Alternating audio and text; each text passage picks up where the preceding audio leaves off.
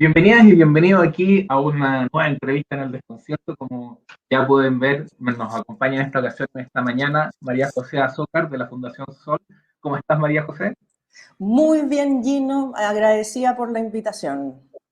Oye, mira, para contarle aquí a nuestras y nuestros espectadores, María José, una investigadora de la Fundación Sol, pero también es doctora en sociología de la Universidad de Madison, Wisconsin-Madison, profesora del College of the Sequoias en California, investigadora del Instituto de Investigación en Ciencias Sociales de la UDP, es co-chair de la sección de Género y Estudios Feministas de la Latin American Studies Association, LASA, entre otras cosas más. Sí, ¿Por qué? hay una acotación, Gino, esa es como mi vida pasada. Tuve Ya, esos cargos antes de entrar a la el fundación. currículum, claro. Eso. Y bueno, justamente porque lo conversamos también un poco antes en off con María José, ¿por qué dar también todo este currículum? Porque lamentablemente pasa mucho en Chile, sobre todo y en el mundo en general, que cuando se habla con una investigadora mujer, se tiene que hacer énfasis en el currículum, no así tanto con los investigadores hombres, que como simplemente haya, mucha gente presupone que sabe de lo que habla. Entonces hay un tema ahí justamente en la academia y en la necesidad como de sobre reafirmarlo, oye, el estudio, el trabajo para poder entrar recién a valorarse de una forma equiparada con otra investigación en paralelo. Y bueno, María José, tú debes saber mucho mejor que yo en ese sentido, como tú en tu vida lo que has vivido en la academia en general, ¿no? Claro, y ahí también hacer el punto, Gino, que hay distintas maneras también de entender cómo funcionan los privilegios, ¿no? O sea, tú hablabas ahora, claro, los privilegios de la masculinidad que siempre están asociados a mayor autoridad, pero también hay otros privilegios, por ejemplo, raciales, ¿no? El color de piel también marca una diferencia, lamentablemente, en nuestras sociedades y así. Entonces, me parece simpático, por así decirlo, el guillo que estás haciendo, ¿no? De nombrar aquí el currículum como para finalmente validar ante una sociedad machista como en la que vivimos, de que, bueno, una mujer también puede tener autoridad y puede ser un pensante. Claro, y también hacemos esa conexión, porque justamente ya vamos a tratar un tema en el que esa lista no se ha tocado mucho, que es el tema, como ya pueden ver en el título, vamos a hablar del caso de Musilla, todo el tema del dinero del poder, vamos a volver un poco al original, porque estamos en tantas ramas, ahora de hecho está justamente viéndose en la Corte Suprema el tema de la lista de Ángela Vivanco, bueno, está todo el enredo ahí todavía con la Universidad San Sebastián, Andrés Chadwick, que es otra lista un poco que está más desconectada, han salido muchas cosas, la gente puede estar un poco confundida. Entonces vamos a volver de dónde partió todo esto, que es el tema de facto, de las platas, de Hermosilla con los Sauer, etcétera, para volver al origen de lo importante, pero en este tema también, y a lo largo de toda esta historia, toda esta trama, hemos visto justamente muestras que han pasado en lo anecdótico, pero que igual ya en realidad es más que lo anecdótico, que es estructural. El tema justamente de la visión de la mujer, el trato a la mujer, el tema partiendo por los primeros tres que se conocieron en Hermosilla, de la ucraniana, las polacas, y ocupar a la mujer como una moneda de cambio, básicamente en esta visión económica, como premio. Recientemente en la parte con Evelyn Matei, las conversaciones del fiscal, ex fiscal Guerra, con Hermosilla también, de toda esa cosificación brutal, digamos, y con comentarios y bueno, y no era lo único, también otros comentarios siempre, por el mismo Carter, igual, quizás también hubo un tema muy fuerte como de la perspectiva con la diversidad.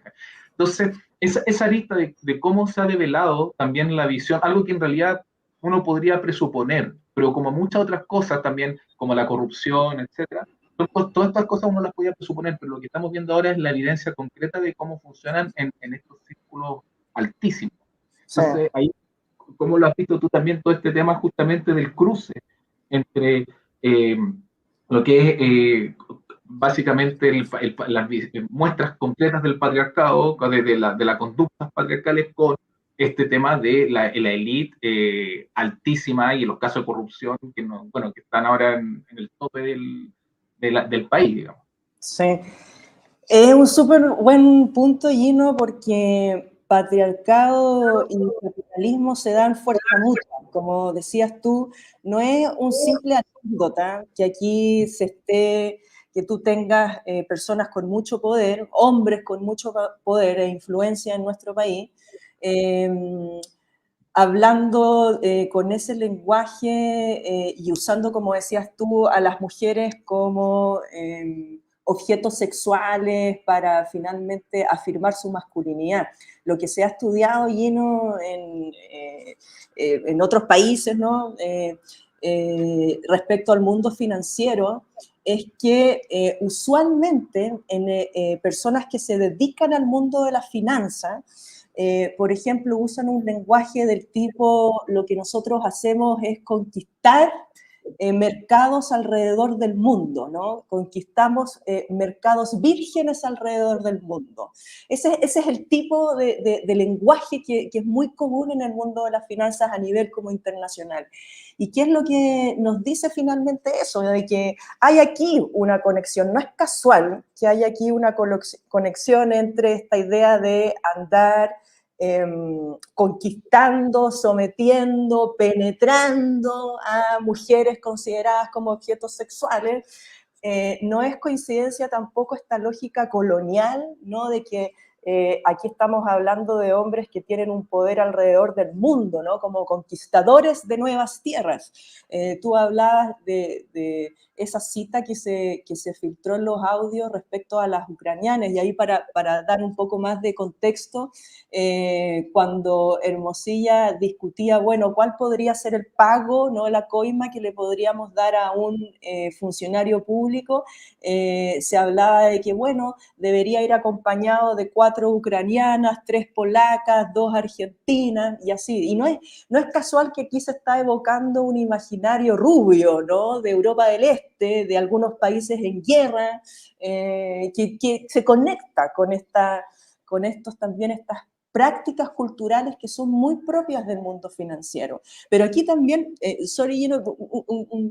otro tema también que nos ha llamado la atención es que también dentro de los audios filtrados, cuando, por ejemplo, Luis Hermosilla conversaba con Álvaro Jalaf a propósito de una invitación a cenar, y en donde también estaba invitado Andrés Chadwick, quien en la práctica en ese momento era el vicepresidente de este país, se trataban a ellos mismos con un te quiero, con un te amo, ¿no? Hermosilla le agradece la invitación a comer a Jalaf y le dice te quiero más que antes, a lo cual Jalaf contesta yo a ti te amo y a él lo quiero mucho, refiriéndose a Andrés Chadwick.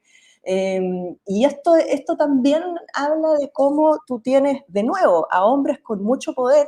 En algún momento a Jalaf, por ejemplo, en la prensa financiera de nuestro país, se lo trataba como un rápido y duro negociador, que se esfuerza en comprar barato, es decir, se presentaba algo así como el epítome de una masculinidad hegemónica, ¿no? Como un hombre duro, negociador, insistente. Y bueno, tú tienes entonces a este hombre que se presenta así en la prensa, diciéndole un te amo, ¿no? Un te quiero, a un abogado con mucha influencia. Entonces, estas prácticas homoeróticas también se han identificado en estudios que han realizado especialmente feministas. Yo he leído mucho de Estados Unidos y de feministas que han estudiado cómo funciona el mundo financiero en Asia, en donde las prácticas homoeróticas, esto de ir a prostíbulos entre hombres, ¿no? Del mundo de las finanzas, y participar en orgías en donde si cae uno, caen todos, bueno, todo eso es muy común en el mundo de las finanzas. También se me hacía un poco justamente, María José, que claro, todas estas cosas tienen un vínculo al del si cada uno caemos todos, a generar situaciones de riesgo o reprobable que te generen como una seguridad por contraste. Es decir, como si es que estamos haciendo esto, entonces como que cada uno tenemos herramientas de amedrentamiento, digamos, tácita, y también al mismo tiempo eso nos genera una seguridad súper tóxica, por lo demás, pero para poder avanzar en lo importante que son las cosas de plata, sobre todo los caminos de plata turbios. Entonces, otra lista que te quería comentar, que también siempre llama la atención y que justamente está muy olvidada en esta misma línea, antes de entrar más directamente a lo financiero, al origen, al tema factos y otro, volver a ese tema, es bueno, porque está conectado, obviamente, que es lo de lo de Leonarda Villalobos, porque justamente es muy paradójico, porque ella, bueno, está presente, el abogado cuando se hacen todos estos dichos de la ucraniana, de las polacas, etcétera, entonces igual también está viendo toda esa toxicidad ahí, pero también como compartiendo un poco, y hay un tema como analizable, y otro tema súper analizable, que también ha quedado muy votado, es que, bueno, ella es la única que está en este momento en una Sí. cárcel, porque los que tienen como la cárcel especial para los financieros, para los crímenes de cuello y corbata, solamente para los hombres. Sí. Entonces, el anexo llave. Entonces, también hay es como, y ella más encima que como que es básicamente desde donde se nace todo esto, porque es donde se filtra todo esto, y incluso quizás hasta por eso, por rebote, uno podría decir que tuviera un trato un poquito más amable, tuvo que pasar por la cárcel regular y con una situación bien compleja para la gente que, sobre todo de ese nivel, que Sí. jamás se imagina que va a terminar ahí en San Miguel o alguna otra parte. Y bueno, antes de que me comentes de eso, recordarle aquí a la gente, a todas las personas que nos están viendo en vivo y en directo, que nos pueden hacer sus comentarios y opinar también lo que les parece todo este caso, lo que estamos hablando o también de lo que vamos a conversar más adelante sobre el crimen original de facto y cómo también se ha ido perdiendo el hilo en esa lista, a través de X, Facebook, YouTube e Instagram. De hecho, ahora voy a abrir el Instagram para que nos puedan ahí mandar sus comentarios. Ahora sí, María José, no sé qué te parece, te llama la atención con todo el tema de Leonardo. Sí, bueno, esas figuras, ¿no? De mujeres en espacios de poder es fascinante metodológicamente hablando, ¿no? Aquí yo no soy socióloga, entonces estas cosas como las encuentro fascinantes, ¿no? Como entender cuál es la posición de personas, tú aquí hablas, ¿no? De Villalobos, que en el fondo sigue siendo una mujer, ¿no? No tiene ese privilegio de género que tienen cuerpos masculinizados, pero al mismo tiempo es una mujer que está en un espacio de influencia y de poder. Y ahí hay todo un debate, una conversación que se da entre mundos feministas, ¿no? En donde, no sé, pues tú tienes a feministas, por ejemplo, liberales, que dicen, oye, hay que llevar a las mujeres a los espacios de poder, tenemos que tener a más mujeres directoras de empresas, ¿no? Tenemos que barrer con los techos de cristal, y enarbolan, ¿no? estas banderas feministas, pero claro, desde una perspectiva de clase, una dice, bueno, ¿y qué saco con tener a mujeres en directorios de empresa que tienen prácticas antisindicales, ¿no? O sea, se producen esas paradojas. Entonces claro, como tú decías, Villalobos no puede acceder a una cárcel que supuestamente tiene más acomodos que cualquier otra cárcel, pero al mismo tiempo estamos hablando de una mujer que participó activamente en las esferas de poder y eso trajo una serie de consecuencias que por más que fueron decisiones que se dieron en el mundo financiero, al final la cuenta la paga la clase trabajadora, ¿no? En un rato más vamos a hablar sobre eso, pero al final de eso se trata aquí. Alguien tiene que pagar esta cuenta, el dinero no cae de los árboles, ¿no? Entonces, por más que esté esta idea de que el mercado financiero, por así decirlo, permite obtener dinero del dinero, finalmente está íntimamente relacionado con la economía, entre comillas, real, y ahí los que pagan la cuenta es la clase trabajadora. Entonces, sí, tener más mujeres en esferas de poder es bienvenido, siempre y cuando esas mujeres no caigan en prácticas que desde otras perspectivas, por ejemplo, de clase, signifiquen que al final es un golpe para la clase trabajadora.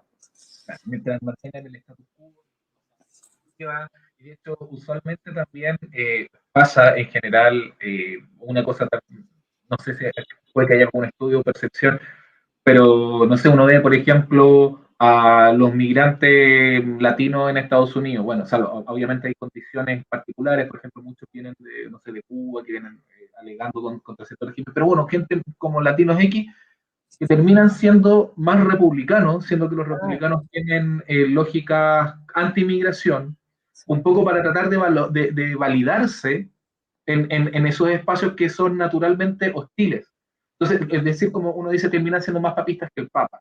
Entonces, de repente, claro, uno dice como las minorías o diversidad o mujeres, etcétera, que entran en estos mundos que son exclusivamente de hombres, quizás tú lo puedes ver o tendrás quizás alguna, no, o te pueda estar hablando pura lecera, no sé, pero sociológicamente como tender a extralimitar un poco el discurso para tratar de validarse y decir, oye, si yo soy igual que usted, tengo este mismo derecho, entonces fomentan estas prácticas antisindicales o no sé, o terminan validando otras cosas, no, obviamente no todas, no la generalización, pero cuando uno entra en un espacio que está dominado y estás tratando recién de abrirte tu paso y estás tratando de mantenerte en ese espacio, tiende uno a imaginarse psicológicamente que es natural que trates de demostrar, a veces hasta burdamente, que eres de esas personas.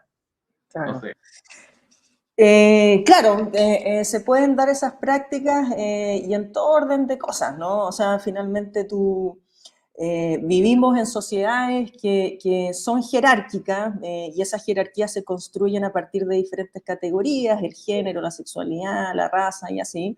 Y entonces vivimos en una sociedad que finalmente son unas pocas personas las que pueden estar, ¿no?, en la cúspide de esa jerarquía. Y esas pocas personas suelen ser personas que tienen, no sé, pues, que tienen una cierta riqueza, que tienen un cierto color de piel. No es casualidad que hoy en día las personas más ricas del mundo sean hombres del norte global, ¿no? Y hombres blancos. O sea, hay una cierta afinidad que se da entre los privilegios y que permite a unos pocos acceder a esas posiciones de poder. La misma masculinidad está construida en nuestra sociedad en función de una jerarquía, ¿no? O sea, aquí estamos hablando de Hermosilla, de Jalaf, que son hombres, ¿no?, con una riqueza, son parte de la élite de este país, pero bueno, ellos trabajan finalmente para un 0,01% que son los súper ricos de este país, ¿no? Entonces, y ahí hay una jerarquía de masculinidad también. Entonces, sí. Tendremos justamente a ese 0,01% y al origen, porque ya hemos mencionado tangencialmente a Leonardo Villalobos, a Hermosilla, nos falta Daniel Sauer, la tríada inicial, la que Sí. gesta este nuevo universo de corrupción que se nos abrió completamente aquí a todos los chilenos. Sí. Y bueno, antes para volver a ese momento original, unos comentarios aquí en Instagram. Zancudo nos dice, un gusto escucharlos, amo estas perspectivas sociológicas, gracias María José por estar. Martina Sibori dice, qué verdades. Jennifer Baeza dice, y casi como un linaje. Y eso lo sabía Hermosilla y por eso siempre quiso pertenecer. Interesante punto el de Jennifer, porque también Hermosilla hace un trabajo de escalamiento. Ahí se junta a un buen árbol, digamos en estos dichos populares, que sería Andrés Chadwick, y ahí va escalando en estos servilismos. Antonio y Rojo también nos dice gran análisis. Así que eso, bueno, que nos vayan dejando sus mensajes en Instagram, YouTube, Facebook y X. Y ahora sí, de lleno, a esto que es el corazón, el tronco de esta trama enorme de corrupción que tiene tantas ramas que marean, como ya Sí. mencionábamos, está lo de la Corte Suprema, está lo de los fiscales, está lo de la Universidad San Sebastián, está todo el tema de Andrés Chadwick, que toca muchas cuestiones, todos los favores de Hermosilla, etcétera, etcétera. Pero todo nace con estos audios de Leonarda, en la conversación con Daniel Sauer y con Hermosilla, en los que ellos esto está en el mundo financiero, en el mundo económico. Venía una de las empresas de Daniel Sauer había sido investigada, STF, Sí. estaba en el ojo del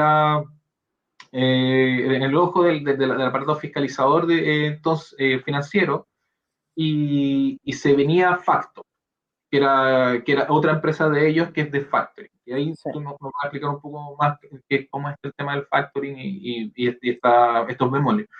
Y bueno, y ellos se juntan para ver cómo detener el proceso fiscalizador a través de coimas, a través de corrupción, a través de engaños, con todos los sabios ahí de el soborno, las conversaciones sobre soborno en el servicio de impuestos internos, eh, lo, se hablaban de pagos previos, etcétera, etcétera.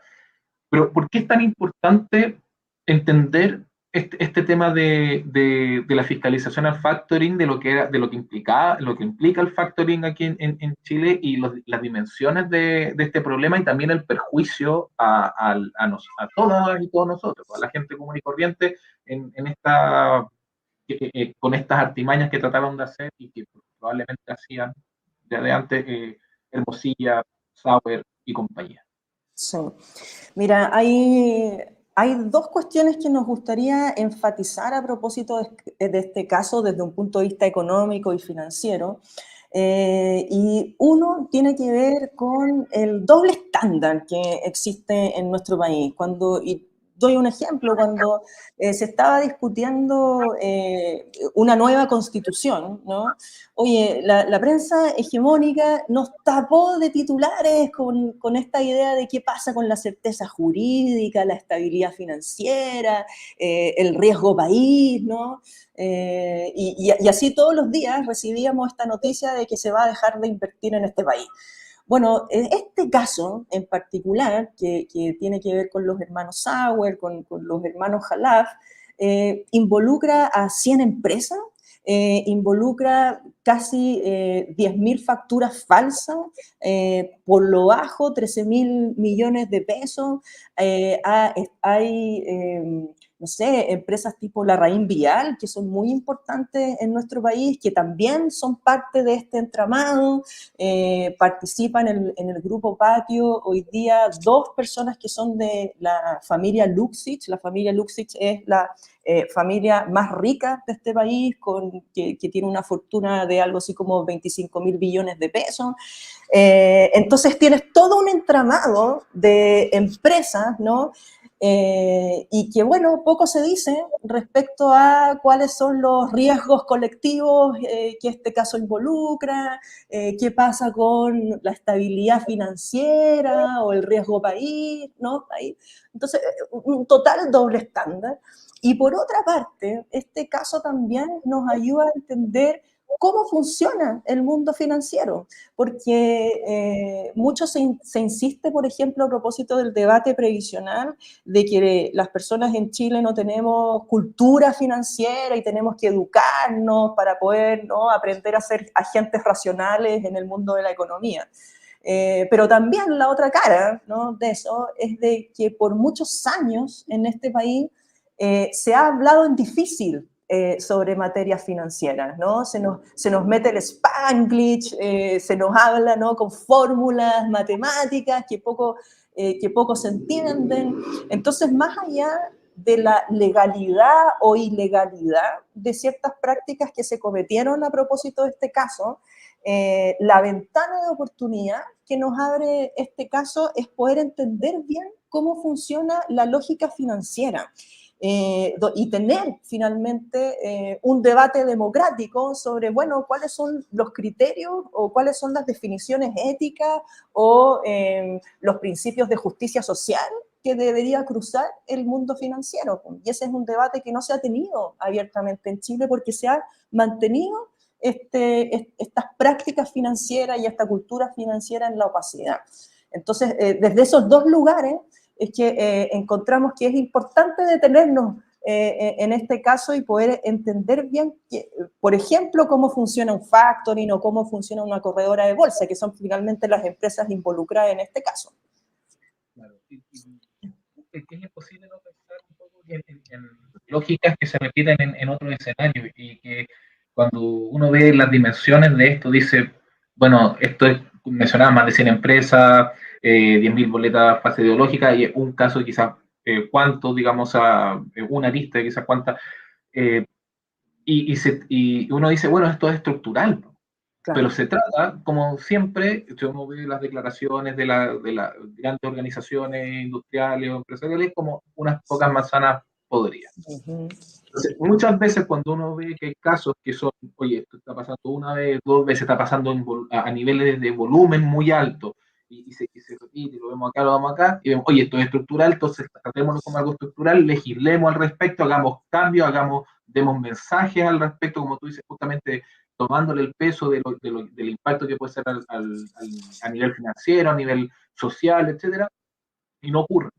No Claro. ocurre eso, ocurre que simplemente nos quedamos en lo anecdótico, en el no, si son estas manzanas podridas, las vamos a separar de la caja, y la caja está bien, y vamos a seguir más o menos como todo como estaba. Entonces, en esa línea, si, no sé si tiene o han pensado de repente desde la Fundación Sol, que su línea en el análisis financiero, ¿qué medidas un país decente tendría que haber tomado al enterarse de esta situación de esta magnitud, de esta escala? ¿Qué Sí. cosas nos faltan a nivel de fiscalización, de regulación del mercado, etcétera, etcétera? Y después, si quieres, también te metes ahí con la explicación más pedagógica también de esta industria, que es lo que también es otro punto importante que quería tratar. Sí, te tinca, Gino, partir al revés, explicar primero en qué consistió, para después tener entre tú y yo ya una conversa de qué es lo que se podría hacer, ¿no? Me Entonces, parece. ya, bacán. Entonces, a propósito de lo que tú comentabas, hay tres elementos a considerar para poder entender cómo ustedes ahí le pusieron el crimen original. El primer elemento tiene que ver con la corredora de bolsa STF, cuyos controladores son los hermanos Sauer, Daniel Sauer y Rodrigo Doppelberg. Y recordemos aquí que una corredora de bolsa lo que hace es realizar inversiones o transacciones en los mercados financieros por encargo de sus clientes y cobra una comisión, ¿no? por esas transacciones. Eso es lo que hace una corredora. Entonces, al parecer, o en realidad no al parecer, hay una sanción ya en contra por parte de la Comisión del Mercado Financiero en contra de esta corredora de bolsa STF. Lo que ocurrió es que los hermanos Sauer lo que hacían era dar abonos vía transferencias o cheques entre la empresa Facto hacia la corredora de bolsa STF, ¿no? Entonces, para darte un ejemplo, realizaban una transferencia por X cantidad de dinero a la 1:50 de la tarde y a las 2 de la tarde ese dinero se devolvía a la empresa Facto. Entonces, con estas transacciones, en el fondo lo que hacían estos empresarios era inflar, ¿no?, artificialmente el patrimonio de la corredora de bolsa. Ese era como un crimen sancionado.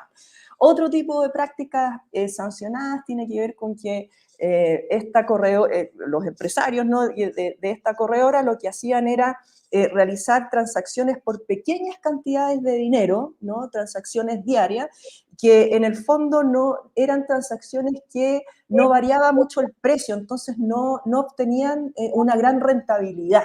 Entonces lo que señala la CMF en sus sanciones es decir, bueno, hacían esto simplemente para marcar una presencia bursátil, para marcar presencia en el mercado financiero, ¿no? Y con eso atraer clientes y con eso, ¿no?, decir, bueno, somos una corredora que tiene vida, que tiene movimiento.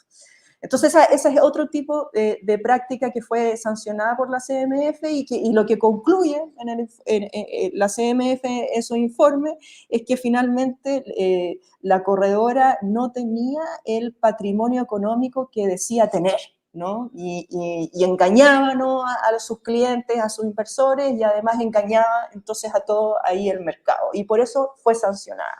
Entonces, ese es un primer elemento, ¿no? Y a propósito de eso, es que luego se empezó a investigar Factop, que era esta otra empresa relacionada, porque sus dueños, sus controladores también son los hermanos Sauer. Entonces, Factop empezó aquí a investigarse por parte del servicio de impuestos internos también. Y aquí, a diferencia de STF, que era una corredora de bolsa, Factop es un factoring. Y para explicarlo muy en simple, una empresa factoring básicamente lo que hace es comprar cuentas por cobrar. Para explicarlo ahí en detalle, esto significa, por ejemplo, que una empresa realiza una serie de servicios, ¿no? Y esos servicios, no sé, pues se van a pagar a 30, 60, 120 días, por ejemplo, ¿no? Y hagamos que esa empresa tiene un alto nivel de deuda.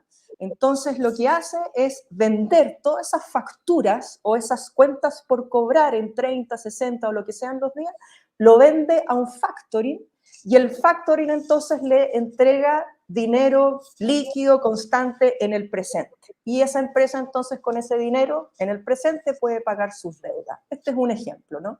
Entonces aquí, ¿cuál es el negocio de la empresa que vende las facturas o que vende estas cuentas por cobrar?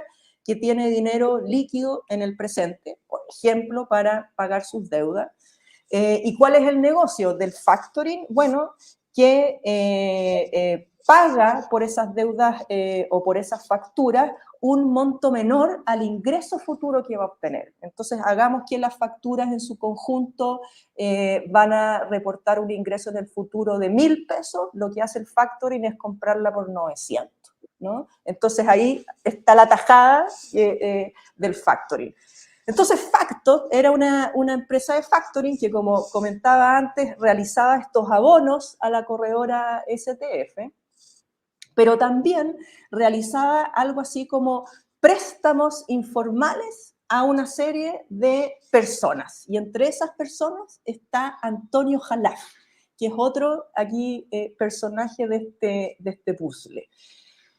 Antonio Jalaf es uno de los controladores del Grupo Patio, que es una empresa inmobiliaria, y lo que ha trascendido, ¿no?, es que él en algún momento habría estado muy endeudado y le habría pedido préstamos a los hermanos Sauer de manera informal, a cambio de cheques, porque ya los bancos no le aguantaban tener más línea de crédito. Y lo que hicieron los Sauer es admitirle esos cheques, pero después le pidieron que en vez de cheques les entregara facturas ficticias, ¿no? Por servicios que nunca se realizaron. Entonces ahí viene el tema Jalaf, Sauer, Factop, ¿sí? Esas son las facturas ideológicamente puestas. Exactamente. Entonces lo que hacía Jalaf a través, por ejemplo, del Grupo Patio, es emitir una serie de facturas por servicios que nunca se realizaron, facturas falsas, ¿no? Facturas ideológicamente falsas. Y estamos hablando de algo así como casi 10.000 facturas falsas, ¿no? Entonces, y acordémonos que cuando se emiten facturas o cuentas por cobrar, eso permite reducir la base imponible y por lo tanto evadir impuestos. Y por eso aquí el Servicio de Impuestos Internos está investigando esto también. Bueno, y lo que sucedía entonces es que Antonio Jalaf entonces podía tener préstamos informales para pagar todas sus deudas, pero al mismo tiempo lo que hacía los hermanos Sauer a través de Factop era volver a vender estas cuentas por cobrar, volver a vender estas facturas. Y por ejemplo, a una empresa que se las volvió a vender es Larraín Vial.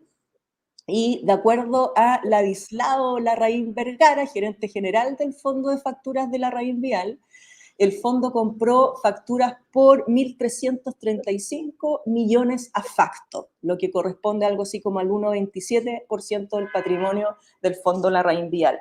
Aún se está investigando si Larraín Vial sabía o no que eran facturas falsas, ¿no? Eso es parte de lo que, bueno, deberíamos saber en el futuro. Pero ¿qué es lo que este entramado entonces nos va demostrando? Que por una parte el mercado financiero funciona a partir de promesas de ingresos futuros. Esta dimensión temporal es re importante porque finalmente lo que hace es anclar un mercado en función de la especulación, ¿no? De lo que yo especulo, de mis apuestas respecto al futuro.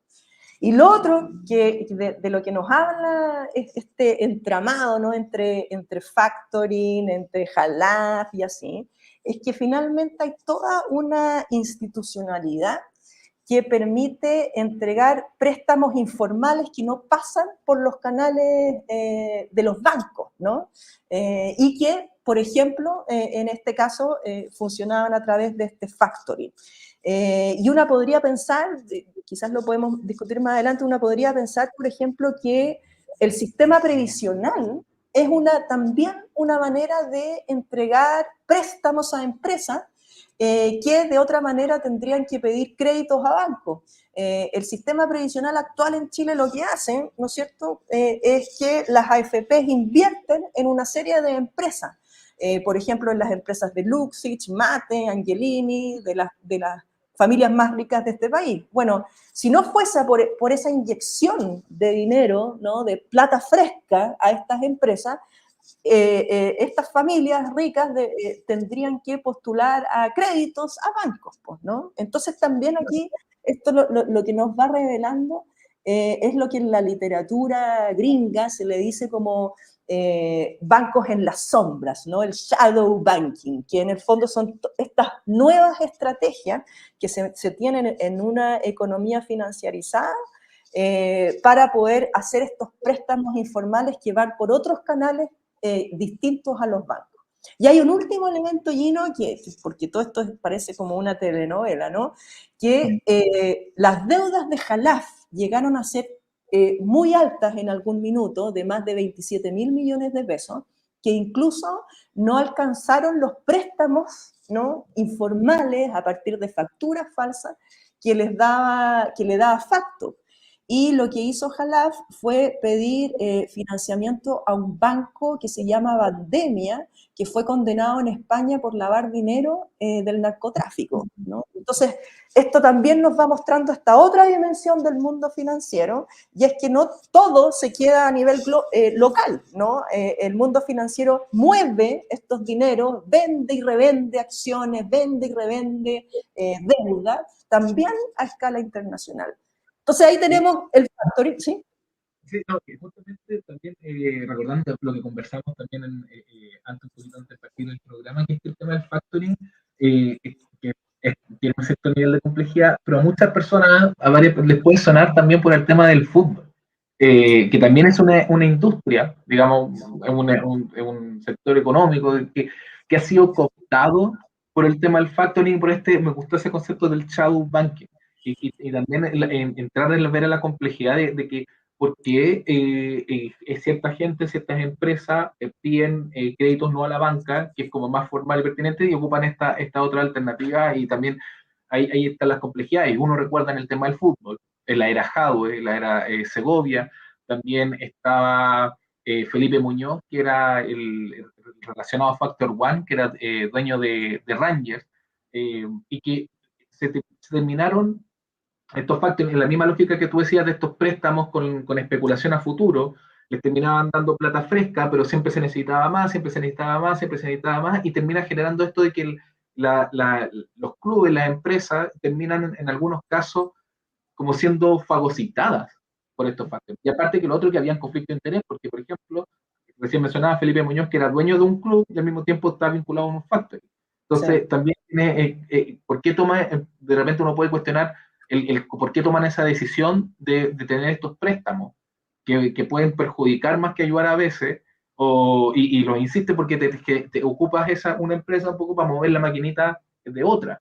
Sí. Entonces, el tema del factoring es una cosa que está, menciono el tema del fútbol porque es muy popular, y porque mucha gente que sigue sabe el peso que ha generado el factoring en los últimos años en esa lista, pero si uno lo extrapola quizás cuántas otras, ahí no sé si tú tienes una mirada sobre cuál puede ser el impacto a nivel de escala local, a nivel de la economía nacional, que ha generado el florecimiento, el auge de esta industria del factoring, y las complejidades que puede generar también para las empresas nacionales. Sí, es re clave tu pregunta, y no, pucha, conozco poco del mundo del fútbol, pero para poder aquí dimensionar lo que significa la financiarización de la economía, en donde participan empresas de factoring, pero en general participan una serie de otras empresas también. Pensemos, por ejemplo, en las gestoras de inversión, ¿no? Las gestoras de inversión lo que hacen es tomar dinero de otras personas, pensemos, ¿no?, de grandes familias súper ricas, y lo que hacen es invertir esas platas en distintos negocios, y una gestora de inversión entonces cobra una comisión por eso. Bueno, hoy en día se habla a nivel global de las grandes tres gestoras de inversión, que es BlackRock, Vanguard y State Street. BlackRock maneja algo así como 10 trillones de dólares, Vanguard 8 trillones y State Street... El BlackRock, el del oráculo de Oklahoma, que le decían, de ese tipo, ¿o no? Perdón. El de BlackRock es de ese tipo, el que le decían el oráculo de Oklahoma, como... Larry Flint. Parece, o el Buffett, no me acuerdo, uno muy famoso, ¿no? Sí. Bueno, un señor un gringo, ¿no?, de apellido Flint, es el dueño de BlackRock. Entonces, cuando uno piensa, mira, tú tienes una gestora de inversión, que son fundamentales en el mundo financiero, y también son parte integrante de la arquitectura previsional, por ejemplo, en nuestro país. Bueno, cuando uno piensa en que tú tienes a una empresa que, si bien no es dueña del dinero, sí gestiona grandes cantidades de dinero, y además a través de esa gestión logra, por ejemplo, invertir cantidades que no superen un 5%, por ejemplo, en negocios de toda una rama de la economía, por ejemplo, en tecnología o en alimentación.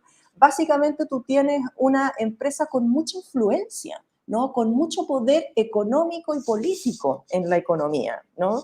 Y eso es una amenaza a la democracia. Para dimensionar cuáles son los riesgos de una economía financiarizada, pensemos en lo que pasó en el año 2007, ¿no?, con la crisis financiera.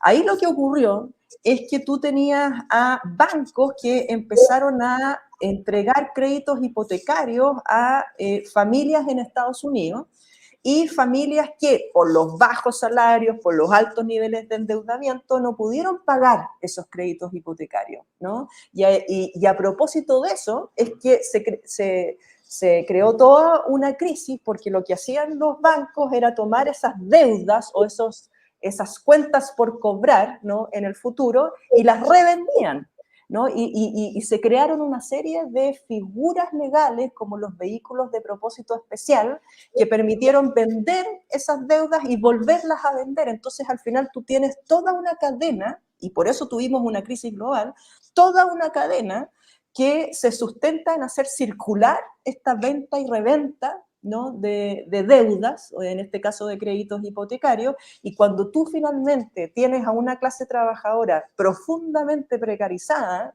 ¿no?, que no puede simplemente pagar estas deudas, claro, se genera todo un riesgo colectivo. Entonces, esos son los peligros de este alto grado de financiarización de la economía, y que, como hablábamos al principio, la cuenta siempre la pagan los hogares, ¿no? Porque una economía financiarizada depende de la producción de la generación de valor, y eso depende, ¿no?, de la clase trabajadora. Y hay un último aspecto que me quedó en el tintero a propósito del crimen original, y que se relaciona con el grupo Patio.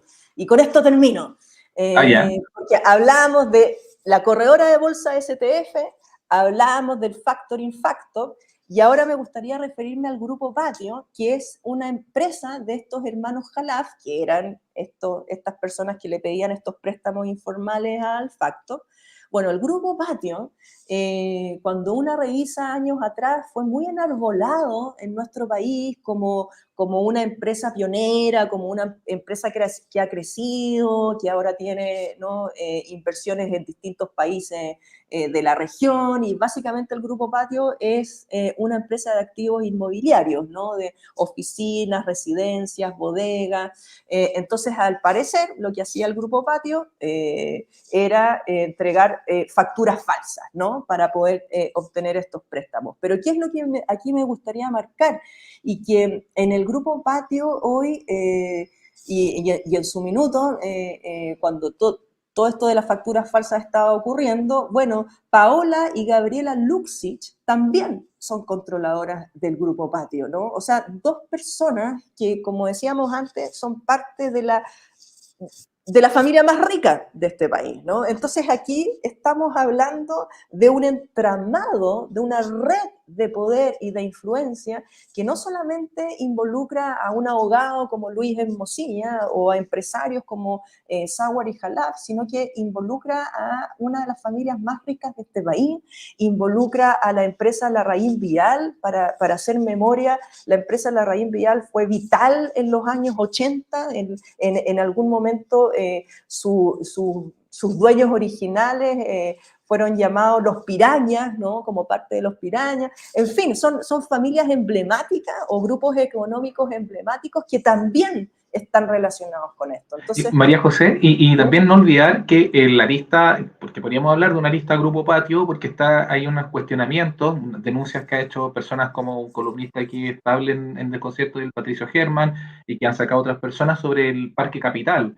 Que ahí habría intercedido Andrés Chadwick con el ministro en ese entonces de Vivienda, Felipe Bard, para ver, porque era un terreno que no era apto para una de estos proyectos de bodegaje, y bueno, y toda una investigación en curso y un proceso. Entonces, tampoco es que, o sea, aparte de la presencia y que se repiten estos nombres de las grandes e importantes familias, y que estamos hablando de esto de una magnitud, como decía en un momento, del 0,01% de las personas más poderosas, más ricas del país, sí, para volver a entender las dimensiones en la escala financiera, que también está esta lista de que están estos cuestionamientos del tráfico de influencia, sí. que se vuelva a conectar con el tema de la política, con bueno, todo lo que ha salido con Andrés Chadwick y gente de la UDI, y también después eso se vuelve a conectar con lo de la San Sebastián y las cajas pagadoras, etcétera, etcétera, etcétera. Sí. Y también un tema que lo mencionabas con lo anterior, con esto de los activos tóxicos, la reventa de las deudas, la crisis subprime y todo eso, uno se acuerda eso de cómo se vendían estas deudas hipotecarias y se volvían a vender y se volvían a vender. Pero ahí hay un tema ahí que me llama mucho la atención y que quería conectarlo con la cosa que nos quedó pendiente para cerrar. Que Sí. eso ocurrió en Estados Unidos en 2008 fundamentalmente porque entidades, no recuerdo, como JP Morgan y otros, que eran las encargadas de fiscalizar y darle las categorías a estas deudas que se volvían a vender y revender, básicamente no hicieron su pega. Básicamente fueron o sobornados o lo que sea. Y la entidad, toda la estructura financiera de confianza financiera ahí en ese 2008 como que se desmoronó porque la fiscalización no funcionó. Lo que tendrían que decir, oye, estos no eran una deuda de clase B como media, con un riesgo medio. No es eso. En realidad investigamos y en realidad son deudas de gente de muy escasos recursos que está con su primera vivienda, que es muy probable que no las paguen, entonces el riesgo es mucho más alto. Y me hicieron esa pega, otra gente terminó comprando eso hasta que explotó y perdieron los fondos previsionales y otras empresas allá y bancos, etc. Acá, en las herramientas de fiscalización que quedaron descubiertas que no funcionaron bien o no funcionaron tan bien como deberían, porque claro, uno dice, bueno, se descubrió, pero se descubrió de una forma más o menos azarosa que Leonardo Villalobos entregó este audio. Claro. Y este audio nos demostró que el Servicio de Impuestos Internos estaba siendo permeado, porque se habla de pagos previos. Entonces, y vemos estas otras cosas, como vemos ahora también, conversamos la red de influencia en lo del grupo, que se está analizando el tema del Grupo Patio, Parque Capital y quizás en qué otras cosas más. Entonces, ¿qué estructura, qué cambio debería estarse fomentando a nivel de fortalecimiento del aparato fiscalizador chileno y de quizás de otras cosas a nivel de regulación de mercado para controlar y evitar la propagación de este tipo de actitudes? Sí, mira, ahí, claro, una podría pensar que hay una fragilidad institucional, ¿no? Que en el fondo aquí no se prendieron las alertas en su minuto y que lo que necesitamos es una mejor y mayor regulación. Pero la verdad es que desde nuestra posición el problema en realidad no pasa necesariamente o solamente, ¿no?, porque si, por ejemplo, las facturas eran falsas o no, ¿no? Las facturas podrían haber sido de verdad, no reales, pero el problema del mercado financiero lo sigues teniendo, ¿no?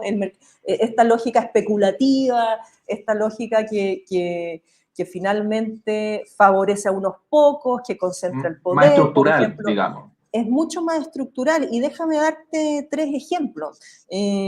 Pensemos en el sistema previsional en nuestro país, que es un sistema no solamente privatizado, sino que es un sistema financiarizado, ¿no? Los ahorros de las clases trabajadoras van a parar al mercado financiero, y ahí tú tienes que tener AFP y tienes que tener a gestoras o empresas intermediarias que hagan esa movida, ¿no?, de dinero, y que a su vez cobran una comisión por eso. O sea, estamos aquí hablando de mercado financiero puro y duro. Bueno, lo que pasó hace años atrás, en el año 2014, es que la compañía de seguros de vida Principal quiso comprar la AFP Cuprum, y para eso armó una empresa de papel, una AFP de papel que se llamó la AFP Argentum. Y todo esto le permitió no evadir impuestos y conseguir entonces comprar una compañía de seguros de vida, comprar una AFP. Todo esto se hizo en la legalidad. Todo esto pasó por la superintendencia y un abogado de la superintendencia que dijo, sí, esta movida es legal, ¿no? Y de acuerdo a un periodista de investigación, Mauricio Beil, esto implicó que se evadieron impuestos por algo así como 260.000 millones de pesos, ¿no? Entonces, aquí hay un tema estructural visado por la institucionalidad, que tiene que ver de cómo se está pensando los negocios, y en particular cómo derechos que son fundamentales, como el derecho a una vejez digna, bueno, son financiarizados y permiten que, en este caso, compañías de seguros de vida internacionales logren entonces evadir impuestos. Doy un segundo ejemplo, de nuevo respecto al mundo previsional. Hace un par de años atrás, acá en la Fundación, publicamos un estudio que básicamente recogió en una base de datos cuánta gente ha participado, digamos, ha participado en los directorios de las AFP y compañías de seguros de vida, ¿no? Y ahí nos dimos cuenta que esos directorios están compuestos por un entramado de redes de parentesco, ¿no? Y para darte un ejemplo, pensemos en Rodrigo Pérez Maquena. Rodrigo Pérez Maquena fue ministro de Estado, fue expresidente de la Asociación Gremial y además exdirector de la compañía de seguros de vida For Life. Su hermano, Francisco Pérez Maquena, fue gerente de la AFP Provida y trabajó muy de cerca con el expresidente Sebastián Piñera. Entonces tú tienes aquí a 2 hermanos, Rodrigo y Francisco Pérez Maquena, que tienen acceso a toda una red de poder, en donde tienen presencia en directorios de compañías de seguros de vida, en donde tienen una estrecha relación con expresidentes de la República. Y bueno, es legítimo pensar, bueno, esa gente quiere cuidar su patrimonio, su riqueza familiar, quiere hacer negocios que sean favorables a su círculo de poder. Probablemente son personas que se encuentran con sus cuñados familiares, primos, en fiestas de matrimonio o qué sé yo, ¿no? Y así, entonces, como la élite va tejiendo un espacio social que le permite entonces cuidar su riqueza y cuidar sus negocios. Y un último ejemplo, también relacionado con el sistema previsional. Pensemos en la puerta giratoria que se da entre personas que han ocupado un puesto en el gobierno, regulando a las AFP y compañías de seguros de vida. Estoy pensando, por ejemplo, en un Alejandro Ferreiro, ex superintendente de pensiones, que después participa, ¿no?, en un directorio de una compañía de seguros de vida. Sin ir más lejos, Hugo Lavados, que ocupó un cargo de directorio en la AFP Cuprum, fue también superintendente de valores y seguros. Es decir, una persona que estaba encargada de regular la industria termina teniendo un puesto y un salario una vez que se sale del gobierno, ¿no?, de esa misma industria. Y todo esto es legal, ¿no? Y nadie se escandaliza. Entonces Creo aquí que hay hay... creo que hay un veto como de, pero quiero, si mal no me equivoco, me pueden corregir ahí, creo que es de 6 meses. es muy poco. Y es como muy evidente que, han mencionado varios casos en que se cumple el día de los 6 meses y al siguiente está ahí en el directorio. Entonces, Claro. claro, no alcanza, en realidad no sirve de nada eso, como, y son en demasiados casos ya los mencionados de la puerta giratoria, en temas de en minería, en energía, en, en distintas áreas. Entonces, claro, Exacto.